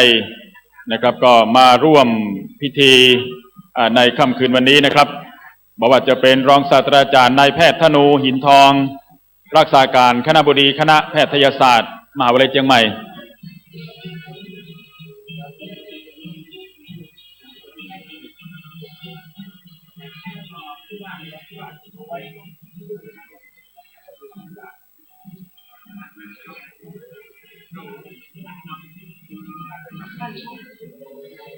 แล้วก็ท่านอาจารย์จารุวรรณปฐมธนพงศ์นะครับที่ปรึกษาผู้ทรงคุณวุฒิคณะแพทยศาสตร์มหาวิทยาลัยเชียงใหม่อาจารย์มริวันดำรงศักดิ์คุณพัชราอุบลศรีหัวหน้างานประชาสัมพันธ์อาจารย์เฉลิมเวชอุปธรรมหัวหน้าฝ่ายพิธีการคณะแพทยศาสตร์มหาวิทยาลัยเชียงใหม่เป็นต้นครับพระมหาเถระนะครับที่เป็นเจ้าภาพคืนนี้9 อำเภอนะครับเนาะอาราธนาหลวงพ่อเจ้าคณะอำเภอรองอำเภอเจ้าคณะตำบลรองตำบลกองเลขาอำเภอเก้าอี้ต่างด้านหน้านี่นะครับเนอะพร้อมด้วยพระภิกษุสงฆ์องค์สามเณรนะครับอยู่เต็นท์ตั้งฝากฝ่ายพิธีกรรมพิธีการเทศสวดตรงนี้นะครับสวดพระพิธรรมตรงนี้ส่วนเต็นท์ด้านขวามือนะครับเนอะก็ผู้หลักผู้ใหญ่นะครับเนาะก็อยู่ด้านหน้าด้านขวาเต็นท์ด้านขวาเนี่ยครับยาวนี่นะครับเนาะถึงเจ้าภาพตัวนะครับเจ้าภาพผู้หลักผู้ใหญ่ก็เจิญตังด้านหน้าด้านข้างเจ้าภาพใหญ่ต่างด้านนี้นะครับขอคณะกรรมการฝ่ายต้อนรับเฮาถวายอำนวยความสะดวกต้อนรับพระเถรานุเถระและก็คณะร่วมกันนะครับขอฝ่ายต้อนรับเฮาทุกคนทุกท่านนะครับซึ่งในวันนี้มี16 คณะเจ้าภาพใหญ่นะครับเป็นเจ้าภาพ ในคืนสุดท้ายวันนี้นะครับจึงขออนุญาตประกาศคณะเจ้าภาพดังนี้นะครับแถมรอบหนึ่งเนอะเพื่อพี่น้องประชาชนนักศิลป์นักบุญทั้งหลายที่อยู่ทางบ้านทางจองรับฟังอยู่ทั่วโลกในขณะนี้เกาะลิงก์สัญญาณเครือข่ายนะครับแล้วก็ในขณะนี้พระเดชพระคุณพระเทพมังคลาจารย์รองเจ้าคณะจังหวัดเชียงใหม่วัดตาตอนพระรามหลวงนะครับพร้อมโดยศิษยานุศิษย์โยมเจ้าพี่น้องศรัทธาสายเหนือนะครับเดินทางมาถึงนะครับเก่ากระผมข้าเจ้าทั้งหลายขอถวายการต้อนรับพระเดชพระคุณทั้งปวงด้วยความเคารพอย่างสูงยิ่งนะครับคณะเจ้าภาพในค่ำคืนวันนี้16คณะนะครับอันประกอบไปด้วยพระเดชพระคุณพระพรหมมงคลนะครับที่ปรึกษาเจ้าคณะภาค7วัดพระธาตุสีจอมทองประธานพระวิปัสสนาจารย์นะครับแห่งประเทศไทยนะครับประธานโครงการขับเคลื่อนหมู่บ้านรักษาศีล5นะครับเนาะวัดพระธาตุสีจอมทองวรวิหารอำเภอจอมทองจังหวัดเชียงใหม่พร้อมด้วยนะครับนี่ก็คณะสงฆ์ศิษยานุศิษย์ร่วมเป็นเจ้าภาพคณะที่1คณะที่2นะครับพระเดชพระคุณพระเทพสิงหวราจารย์รองเจ้าคณะจังหวัดเชียงใหม่รองอธิการบดีวิทยาเขตเชียงใหม่วัดพระสิงห์วรมหาวิหารพร้อมด้วยศิษยานุศิษย์โยมเจ้าคณะสงฆ์องค์สามเณรศรัทธาวัดพระสิงห์วรมหาวิหารจังหวัดเชียงใหม่จุตนจุองค์ทุกคนทุกท่านร่วมเป็นเจ้าภาพคณะที่2คณะที่3ครับพระเดชพระคุณพระภาวนาธรรมาภิรัตน์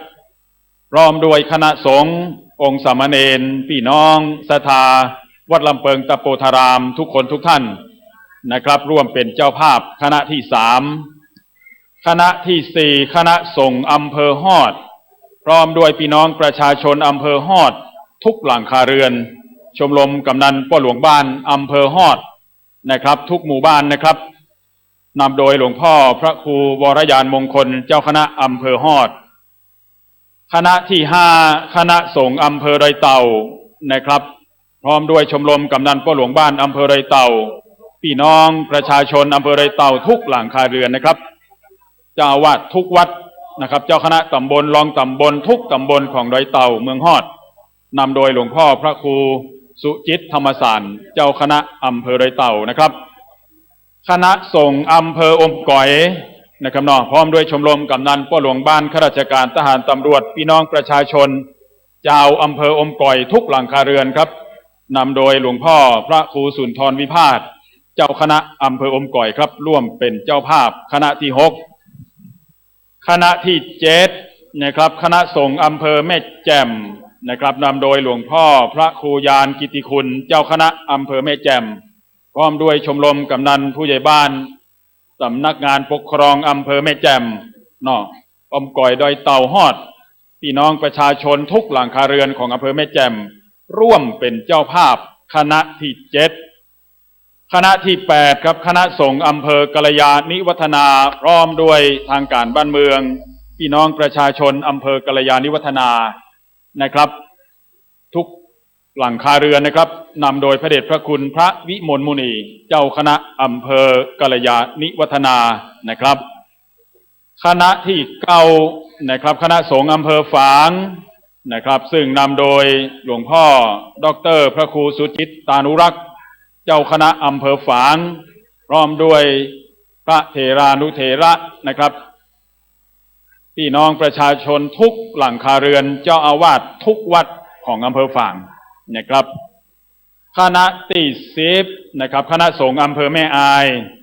นะครับซึ่งนำโดยหลวงพ่อพระครูวิธานธรรมโสพลเจ้าคณะอำเภอแม่อายพร้อมด้วยรองอำเภอนะครับรองเจ้าคณะอำเภอเจ้าคณะตำบลรองเจ้าคณะตำบลเจ้าอาวาสทุกวัดชมรมกำนันป้อหลวงบ้านสายเหนือแม่อายทุกหมู่บ้านนะครับป้อหลวงบ้านป้อกำนันข้าราชการทหารตำรวจพี่น้องประชาชนทุกหลังคาเรือนร่วมเป็นเจ้าภาพคณะที่10นะครับคณะที่11นะครับคณะสงฆ์อำเภอชัยปราการนะครับพร้อมด้วยทางการบ้านเมืองงานสำนักงานปกครองอำเภอชัยปราการพี่น้องประชาชนนะครับรองเจ้าคณะอำเภอเจ้าคณะตำบลรองเจ้าคณะตำบลเจ้าอาวาสรองเจ้าอาวาสทุกวัด นะครับพี่น้องประชาชนอำเภอชัยปราการทุกหลังคาเรือนนะครับนำโดยหลวงพ่อพระครูวิจิตรคัมภีรธรรมเจ้าคณะอำเภอชัยปราการครับคณะพระครูวิจิตรคัมภีรธรรมนะครับเจ้าคณะอำเภอชัยปราการนะครับคณะที่12นะครับเจ้าคณะอำเภอเวียงแหงนะครับพร้อมโดยทางการบ้านเมืองสำนักงานอำเภอเวียงแหงงานปกครองทั้งหลายทั้งมวลครับชมรมกำนันพ่อหลวงบ้านอำเภอเวียงแหงนะครับเจ้าอาวาสทุกวัดเจ้าคณะตำบลทุกตำบลนะครับของเวียงแหงเฮานำโดยหลวงพ่อพระครูกันตะศีลานุยุตเจ้าคณะอำเภอเวียงแหงครับคณะที่13นะครับมหาวิทยาลัยราชภัฏเชียงใหม่ซึ่งนำโดยท่านอาจารย์รองศาสตราจารย์ดร.ประพันธ์ธรรมชัยอธิการบดีมหาวิทยาลัยราชภัฏเชียงใหม่สภามหาวิทยาลัยราชภัฏเชียงใหม่รองอธิการบดีทุกท่านนะครับคณะบดีทุกคณะนะครับกรรมการสภามหาวิทยาลัยครูบาอาจารย์มวลเจ้าหน้าที่บัณฑิตศิษย์เก่าทุกท่านทุกนายนะครับทุกคนพร้อมครอบครัวร่วมเป็นเจ้าภาพใหญ่คณะที่13นะครับคณะที่14มหาวิทยาลัยมหาจุฬาลงกรณราชวิทยาลัยวิทยาเขตเชียงใหม่นะครับในนามของมหาวิทยาลัยมหาจุฬาลงกรณราชวิทยาลัยทั่วประเทศนะครับอธิการบดีมหาวิทยาลัยมหาจุฬาลงกรณราชวิทยาลัยนะครับศาสตราจารย์ดร.นะครับพระเดชพระคุณนะครับพระพรหมบัณฑิตอธิการบดีมหาวิทยาลัยมหาจุฬาลงกรณราชวิทยาลัยนะครับเชียงใหม่เฮารองอธิการบดีวิทยาเขตเชียงใหม่พระเดชพระคุณพระเทพสิงหวราจารย์พร้อมด้วยครูบาอาจารย์ผู้ช่วยอธิการบดีทุกท่านครูบาอาจารย์ท่านผอ.ทุกสำนักรองผอ.ส่วนงานครูบาอาจารย์นะครับบัณฑิตศิษย์เก่าปตรีโทเอกทุกคณะสมาคมศิษย์เก่ามจร.ภาคเหนือสมาคมศิษย์เก่ามจร.จังหวัดเชียงใหม่นะครับทั้งหลายทั้งมวลนะครับตึงฝ่ายพระเถรานุเถระพระสงฆ์องค์เนรพี่น้องสาธุชนข้าราชการทหารตำรวจทั้งหลายทั้งมวลทุกกรมกองนะครับร่วมเป็นเจ้าภาพใหญ่คณะที่14มจร.วิทยาเขตเชียงใหม่ครับคณะที่15นะครับอันมีท่านพลตรีอินทรัตน์ยอดบางเตยศิษย์เอกในพระเดชพระคุณหลวงปู่เฮาแถมคนแถบต้าน1นะครับแล้วก็คุณนายบุษบายอดบางเตยนายกสมาคมยกน้ำหนักนะครับแห่งประเทศไทยพร้อมครอบครัวลูกหลานญาติพี่น้องผู้ที่เคารพนับถือร่วมเป็นเจ้าภาพใหญ่เจ้าภาพคณะที่15ครับเจ้าภาพคณะที่16นะครับท่านอาจารย์ดร.อมรบุญชัยนิชกุลนะครับพร้อมครอบครัวญาติพี่น้องทุกคนทุกท่านนะครับร่วมเป็นเจ้าภาพคณะที่16คณะที่17นะครับนำโดยพระเดชพระคุณพระชยานันทมุนีรองผู้อำนวยการวิไลสงฆ์นครน่านมหาวิทยาลัยมหาจุฬาลงกรณราชวิทยาลัยนครน่านเฉลิมพระเกียรติสมเด็จพระเทพรัตนราชสุดาสยามบรมราชกุมารีเจ้าอาวาสวัดพระธาตุแช่แห้งพระอารามหลวงจังหวัดน่านนะครับเป็นพระธาตุปีกเกิดนะครับปีกกระต่ายนะครับพร้อมด้วยคณะสงฆ์นะครับมจร.น่านและก็คณะสงฆ์วัดพระธาตุแช่แห้งและก็ราชสกุลณน่านนะครับอันมีเจ้าสมปรารถนาณน่านท่านดังอยู่ด้านหน้านะครับพร้อมคุ้มหลวงเวียงน่านนะครับร่วมเป็นเจ้าภาพคณะที่17ในวันนี้17คณะครับแจ้งมาเบื้องต้นในขณะนี้พี่น้องประชาชนที่รับฟังอยู่ตั้งบ้านตั้งจองนะครับกระผมก็กราบนำเรียนทุกที่ทุกต่างนะครับคืนนี้ก็เป็นคืนสุดท้ายนะครับได้กราบอาราธนาพระเดชพระคุณพระวิสุทธิวงศ์สาจารย์เจ้าคณะใหญ่หนเหนือวัดปากน้ำภาษีเจริญกรุงเทพมหานครโปรดเมตตาแสดงพระธรรมเทศนาในค่ำคืนวันนี้นะครับจึงขอเชิญชวนพ่อแม่พี่น้องสาธุชนนักศีลนักบุญทั้งหลายที่อยู่รอบเวียงนพบุรีศรีนครพิงค์เชียงใหม่ดอยสุเทพเป็นสีประเพณีเป็นสง่าบุพชาติล้วนงามตางามล้ำค่านครพิงค์มาร่วมทำบุญกินตานกันณมณฑลพิธีนะครับเมนควงนะครับควงหลวงเมนปราสาทนกหัสดีลิงณวัดสวนดอกพระรามหลวงที่นี่นะครับเป็นฝีไม้ลายมือของครูบาเจ้าบุญหลวงวัดเกาะกลาง ตำบลป่าแดดอำเภอเมืองเชียงใหม่นะครับเนาะพี่น้องที่มาถึงแล้วถ้ามีความประสงค์อยากจะร่วมทำบุญกินทานกับคณะสงฆ์จังหวัดเชียงใหม่คณะสงฆ์ภาค7คณะสงฆ์หนเหนือวัดบุพพารามถนนท่าแปวัดสวนดอกท่ารามหลวง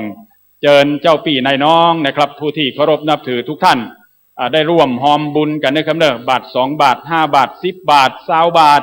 บอกว่ากันนะครับเนอะตีโต๊ะคณะกรรมการครับผู้จาหลัวผู้จาฟืนนะครับพาบังสุกุลนะครับคณะกรรมการพระเถรานุเถระพร้อมด้วยญาติโยมผู้หลักผู้ใหญ่ฝ่ายพิธีการนะครับก็รอต้อนรับแรงศรัทธาสายทานศรัทธาจากพ่อแม่พี่น้องท่านผู้ฟังทุกท่านอยู่นะครับเรียนเชิญทางด้านปุ้นนะครับเนอะให้หอมคนละเล็กละน้อยต่างใดต่างหนึ่งก็ดีนะครับเป็นบุญจินบุญตานปกปักรักษาหมู่เฮาเจ้าข้าพี่น้องส่วนกองเลขาแต่ละอำเภอนะครับคณะเจ้าภาพเนาะเจ้าภาพ9อำเภอในค่ำคืนวันนี้ก็มาแจ้งที่กองอำนวยการที่มอนิเตอร์ที่ผมยืนอยู่นี่ครับเนอะเพื่อจะได้แจ้งประกาศประสานงานกันถูกต้องนะครับในการเป็นเจ้าภาพในค่ำคืนวันนี้นะครับจึงกราบนำเรียนต่อพ่อแม่พี่น้องท่านสาธุชนทุกท่านนะครับวันพรุ่งนี้ก็เป็นวันพระราชทานเพลิงศพนะครับซึ่งฝ่ายสงฆ์นะครับมีพระเดชพระคุณพระวิสุทธิวงศ์สาจารย์เจ้าคณะใหญ่หนเหนือวัดปากน้ำภาษีเจริญกรุงเทพมหานครโปรดเมตตาเป็นประธานฝ่ายสงฆ์ท่านพระท่านหม่อมหลวงปนัดดาดิสกุลนะครับรัฐมนตรีช่วยว่าการกระทรวงศึกษาธิการนะครับเป็นประธานพิธีฝ่ายคฤหัสถ์พร้อมด้วยท่านผู้ว่าราชการจังหวัดหลายๆจังหวัดนอกป่อเมืองเชียงใหม่เฮาก็ท่านประวินชำนิประสาทผู้ว่าราชการจังหวัดเชียงใหม่คุณนายมนสุดาชำนิประสาทนายกเหล่ากาชาติจังหวัดเชียงใหม่พร้อมด้วยทางการนะครับนายอำเภอทุกอำเภอ25อำเภอของเชียงใหม่เจ้าคณะอำเภอ25อำเภอของเชียงใหม่หรือละปูนเชียงใหม่ละปางแป้น่านพะเยาเขตหนเหนือเฮาหรือประเทศไทยของเฮาพรุ่งนี้นะครับก็คงจะมานักหลายที่นี่ก็ขอหมู่เฮาพี่น้องนะครับช่วยกันถวายอำนวยความสะดวกถวายการต้อนรับนะครับแล้วก็ต้อนรับแขกผู้รักผู้ใหญ่ด้วยความเคารพนอบน้อมบูชาด้วยความเคารพนับถือส่วนรถยนต์นะครับที่เข้ามาถึงแล้วเด้อคำเนอขอคณะกรรมการฝ่ายจราจรอำนวยความสะดวกนะครับทั้งในและนอกเครื่องแบบนะครับช่วยอำนวยความสะดวกแต่ถวายแด่คณะสงฆ์และทางการบ้านเมืองและพี่น้องประชาชนด้วยความเคารพนับถือทุกท่านขอบคุณทุกท่านนะครับกองกำกับการตำรวจจราจรจังหวัดเชียงใหม่นะครับแล้วก็ตำรวจจราจรในพื้นที่นะครับแล้วก็ตำรวจอาสาชุมชนท้องถิ่นเฮาร่วมด้วยช่วยกันนะครับมีสถานที่จอดรถเข้าง่ายออกสะดวกทางใดกับบริการ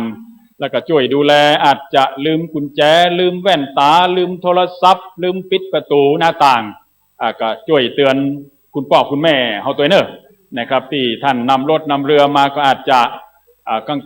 จางไปตามอายุวัยของแต่ละคนแต่ละท่านนะครับเพราะฉะนั้นก็ฝ่ายจราจรดูแลอำนวยความสะดวกถวายความปลอดภัยพระเถรานุเถระทั้งหลายช่วยดูแลการจราจรเข้าไปตั้งไหนพุ่นนะครับมีที่จอดอยู่นะครับถ้ามันเต็มแล้วก็ว2ว8แจ้งกันหน่วยงานจราจรเฮานะครับจอดได้ตังโรงเรียนวัดสวนดอกก็ดีโรงพยาบาลประสาทจังหวัดเชียงใหม่ก็ดีคณะทันตแพทย์คณะทันตแพทยศาสตร์มหาวิทยาลัยเชียงใหม่ก็ดีคณะเภสัชศาสตร์มหาวิทยาลัยเชียงใหม่ก็ดีบริเวณใกล้เคียงกันนี่ครับก็ขอบคุณเจ้าพี่นายน้องนะครับฝ่ายรปภ.ของทุกหน่วยงานครับผมที่อำนวยความสะดวกแต่ถวายแด่พระเถรานุเถระคณะสงฆ์และพี่น้องประชาชนโดยบ่เห็นแก่ความเหน็ดเหนื่อยทั้งกลางวันกลางคืนนะครับกว่าจะเสร็จงานแต่ละคืนก็ตี 1 ตี 2ในแต่ละคืนนะครับขอบคุณนะครับศิษยานุศิษย์โยมเจ้าตึงฝ่ายพระสงฆ์องค์เนนจุตนจุองค์นะครับที่ช่วยกันทำงานเพื่อพระเดชพระคุณหลวงปู่เพื่อคณะสงฆ์นะครับเพื่อทางการบ้านเมืองเพื่อสถาบันหลักของชาติบ้านเมืองนะครับสถาบันชาติศาสนาพระมหากษัตริย์ของประเทศไทยของเฮานะครับถือว่าเฮาทุกคนทุกท่านเกิดมามีบุญอยู่ภายใต้พระบรมโพธิสมภารแห่งสถาบันพระมหากษัตริย์เจ้า นะครับอยู่ร่มโพร่มไทรแห่งใต้บวรพุสนาแห่งองค์สมเด็จพระชินวรสัมมาสัมพุทธเจ้านะครับสำหรับโรงทานในค่ำคืนวันนี้เนาะอย่างที่กระผมได้ประกาศทางวิทยุก็ดีนะครับสื่อมวลชนทุกแขนงเนาะแล้วก็มอนิเตอร์แห่งนี้นะครับโรงทานคืนนี้เพิ่มเติมเนาะโรงทานแม่วราพรใจขาวพร้อมด้วยญาติธรรมลูกหลานญาติพี่น้องโรงทานพระเดชพระคุณพระราชรัชมุนีครับเจ้าอาวาสวัดสวนดอกพระรามหลวงเจ้าคณะอำเภอเมืองเชียงใหม่นะครับพร้อมด้วยพี่น้องศรัทธาชุมชนสวนดอกทุกท่านทุกหลังคาเรือนนะครับอันมีท่านสุรพลวิริยพันธ์ประธานชุมชนสวนดอกท่านอาจารย์เยี่ยมนะครับวิทยาวัจกรวัดสวนดอกเป็นต้นเนาะร่วมเป็นเจ้าภาพใหญ่นะครับโรงทานคณะสงฆ์นะครับตำบลช้างเผือกป่าตันนะครับโรงทานธรรมรับอรุณวัดพระสิงห์วรมหาวิหารโรงทานนะครับท่านพระครูอุปถัมภ์พระกิจโกศลผู้ช่วยเจ้าอาวาสพระลำหลวงวัดพระสิงห์วรมหาวิหารจังหวัดเชียงใหม่พร้อมโดยศิษยานุศิษย์โยมเจ้าจุตนจุองค์ทุกคนทุกท่านนะครับเป็นเจ้าภาพโรงทานที่5เนาะที่6นะครับโรงทานอาจารย์พระมหาวิษณุจารุธรรมโมวัดเจ็ดลินนะครับพร้อมโดยพี่น้องศรัทธา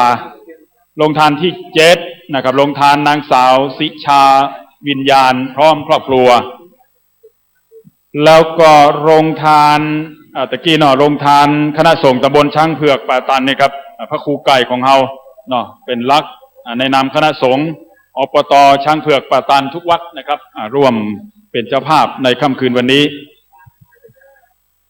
สำหรับพระเดชพระคุณนะครับพระเถรานุเถระผู้ใหญ่กราบไหว้สาอาราธนาที่มณฑลพิธีด้านนี้นะครับแล้วก็เจ้าคณะอำเภอรองอำเภอเจ้าคณะตำบลเลขากองเลขาตำบลนะครับกราบไหว้สาอาราธนาพระเดชพระคุณตั้งมณฑลพิธีตั้งเก้าอี้ที่คณะกรรมการจัดถวาย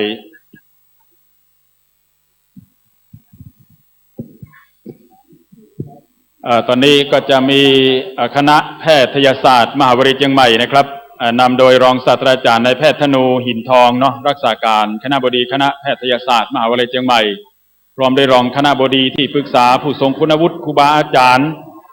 มวลนิสิตบัณฑิตศิษย์เก่าสมาคมศิษย์เก่าคณะแพทย์มหาวิทยาลัยเชียงใหม่ครับจะได้ถวายจตุปัจจัย